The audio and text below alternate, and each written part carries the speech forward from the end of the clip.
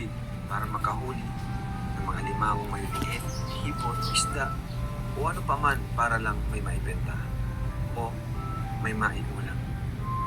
Kahit sa taglay niyang ganda o malaprinsesang mukha, ay hindi siya nag-atubili na gawin ang lahat ng ito. Dahil ang lahat ng ito ay ginagawa niya para sa kanyang pamilya. Itong mga kalingap ang nakakabilib talagang bata. Bata pa lang ay dumidiskarte na para sa pamilya. Pero yung mga kalingap, 9 pala silang nagkakapatid. Hindi po sa inyo, ayun o, meron o. Ay! Grabe! Magkano yan, Natasha? Ang isa niyan? 3. Halong lungkot, awa, at saya ang aking nadama sa muling namin pagkikita. Nakatakot, baka may buhaya dito. Bakit, Natasha? Ano yung nararamdaman mo ngayon? Masaya po ako. Bakit medyo naluluha ka? Sobrang saya ko po.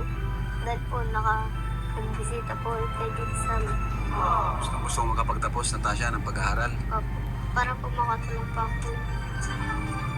Panoorin ang buwang kwento. Huwag kalimutan, like.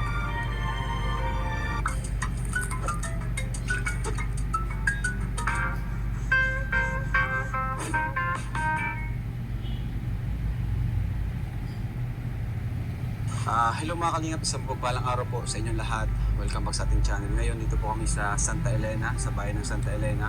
So mga 2.5 hour po ito, kalayo sa Daet, bayan ng Daet. Ito yung last na huling bayan ng Camarines Norte and Quezon na po. Kaya bihira po kami makabalik dito. And kung natatandaan niyo po, si Natasha, ayan, yung dating tulungan natin dito na napakasipag na bata, lahat ay kanyang ginagawa. Walang arte sa katawan, kahit napakaganda po, ano. So ngayon, andun po si Natasha, yung naglalakad kanina. Ito po, fish pan po pala ito.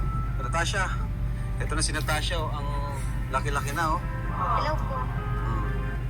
Tignan mo, parang may lahi, ano, tignan mo yung mata niya, oh. Oh, grabe, lalo siyang gumanda, tumangkad siya ngayon. Anong gusto mong sabihin sa mga viewers, Natasha? Hello po. Maraming salamat pa at nabalikan pa ako nila Kuya Ram. Ayan. Siyempre, salamat din kay Kuya Kalapitos, ang scouter na pogi natin. Yo-yo. Ayan. Kumusta ka, Natasha, dito? Okay lang naman po. Ngayong mga ganitong panahon, mga normal mong ginagawa, ano yung mga ginagawa mo dito sa bukid na to? Ano to? Fish pan ba to? Minsan po, nanghuli po ng isda at mga katang po para po pangbinta. Ha? Para Pambinta po. Para pangbenta? po makabili po kami ng bigas. Grabe, napakasipag mo naman. Di ka ba na hihirapan? Kahit ang liit-liit mo. Pa, ilang taong ka na? 12 po. 12 years old. Okay ba sa yun? Kahit napuputikan ka? Okay lang naman po kasi po para po matulungan ko po sila mama. Ay, napakabait mo naman. Nag-aaral ka ba? Opo.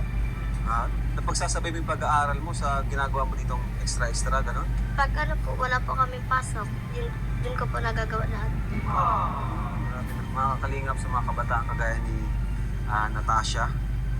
Grabe, pupulutan niyo po ito ng aral. Ngayon po, sasamahan natin si Natasha ngayong araw sa kanyang ginagawa dito sa bukid or fish pond. Ayan. Oops. Ingat po kayo sa daan, maputik po. Ingat daw, bro. Maputik nga at madulas. Baka mahulog si Ato. Si Ato. Ingatan mo si Ato. Ay, naku, si Ato. Ilan nga kayo magkapatid, Natasha? 9 po. 9.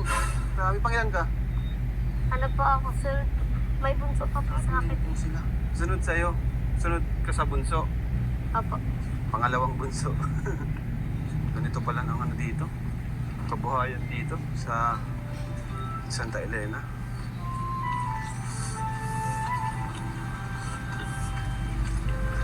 Kamusta po kayo, Kuya Rap? Okay naman. Pasensya ka na. Ngayon lang kami nakabalik dito. Hintay mo ba kami? Natasha, hintay mo kami? Opo. Hintay tayo ni Natasha. Sobrang layo kasi ng bahay niyo. Tapos, ayan, busy-busy na. Pero, talagang gusto namin bumalik dito. Ito po yung window nila. Wow! Ano yan? Ano yung Natasha? Ha? Parang. Yun yung hinuli niyo? Opo. Ngayon po, makakabit din po kami ng katang. Mahuli ka ba yan? Sige. Bira. Parang napapatras ako ha.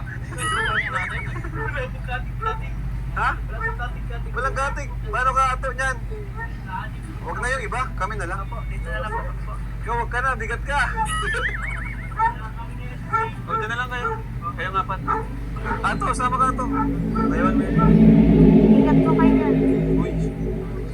Saan ang daan dito? Hoy, sama na doon. Diretso na doon. Diretso na? O kasi di kayo data dito pabalik. Oo.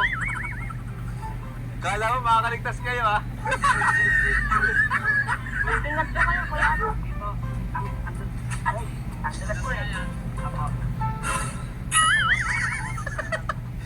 Ingat po kayo.